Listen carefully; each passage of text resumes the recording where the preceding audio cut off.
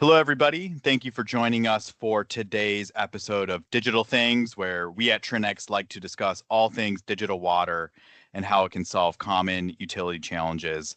I'm joined today by Aaron Englehart, a Trinex product specialist for our leadCAST platform. And today we'll be discussing how leadCAST as a tool can be useful for utilities who are planning their lead service line replacements in light of the recently released LCRI and the recently passed October 16th LCRR initial inventory deadline. So, Aaron, thank you for joining us today. I'll go ahead and ask you the first question. With the LCRI mandating the replacement of all lead and galvanized requiring replacement service lines within 10 years, what are some common challenges you're hearing around what utilities are facing for these pipe replacements?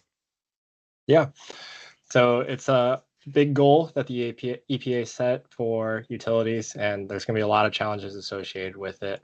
However, I think many of them come down to challenges with tracking and leveraging data around the programs.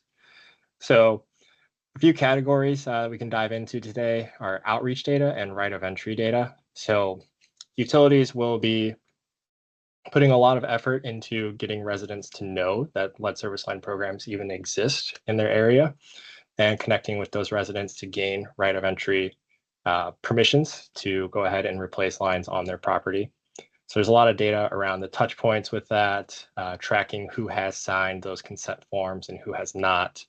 A lot to track there. Additionally, communications around the program. So somebody might call in, a resident might call in concerned about construction on their street, maybe to the customer support line. Could be construction issues that a homeowner has after the fact, after a lead service line replacement has occurred. And so documenting all of that is also a challenge, right? Keeping all of that straight and in a place where it's easily accessible and able to be leveraged by the utility is going to be very important. And finally, of course, kind of the meat and potatoes of it all, the replacement data itself, right? So understanding that line that was replaced, what was it replaced with? You know, what's the material of that new pipe? What's the size of it? There's some photos and documentation showing that it does indeed meet the specs of the utility, right? And that the contractor is doing a acceptable job. I think there's going to be a lot of data around just the inspections of the actual replacements as well. So those are three broad-based categories where I think there's going to be a lot of data generated. Again, it's going to be a lot for utilities to track and manage as we go forward over the next several years of replacements. Great. Thank you, Aaron. I think a lot of good insights around how data can be a tool to help utilities sort of ease the pain around all of the planning and execution for these service line replacements. Can you expand a little bit around Trinex's leadCAST tool specifically and tell us a little bit about why it's an effective tool for utilities to manage their replacement processes? Yeah, so leadCAST helps in each of the three areas that I mentioned previously, those right of entries, the communication tracking and inspection QA/QC of the replacements. So for right of entry specifically, we have three different methods that utilities can utilize to collect right of entries. So they can upload copies of paper forms that they might already have on file from residents or that they gain in the field. We also have a mobile app that canvassers and construction crews can utilize. So whenever they go out into the field and they're doing door knocks or they're out there at community events and they're talking to residents, they can go ahead and gain right of entry right there on an iPad.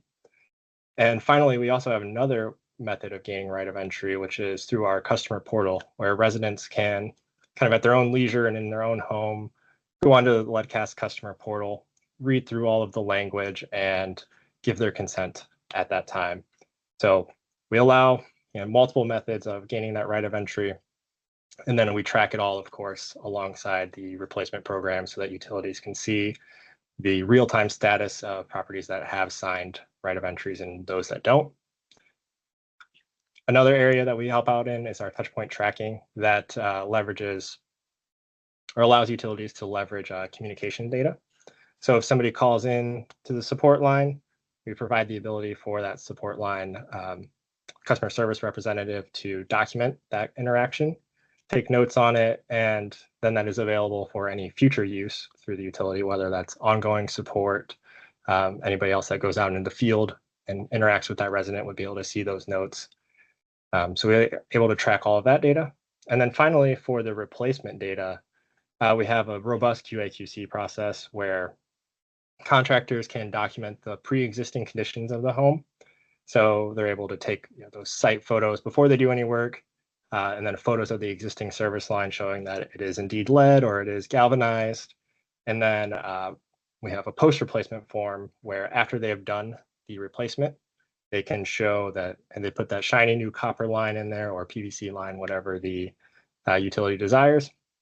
They can document some information about it, diameter, that sort of stuff, and add a bunch of photos so that way the utility can see that it's been done up to their standard.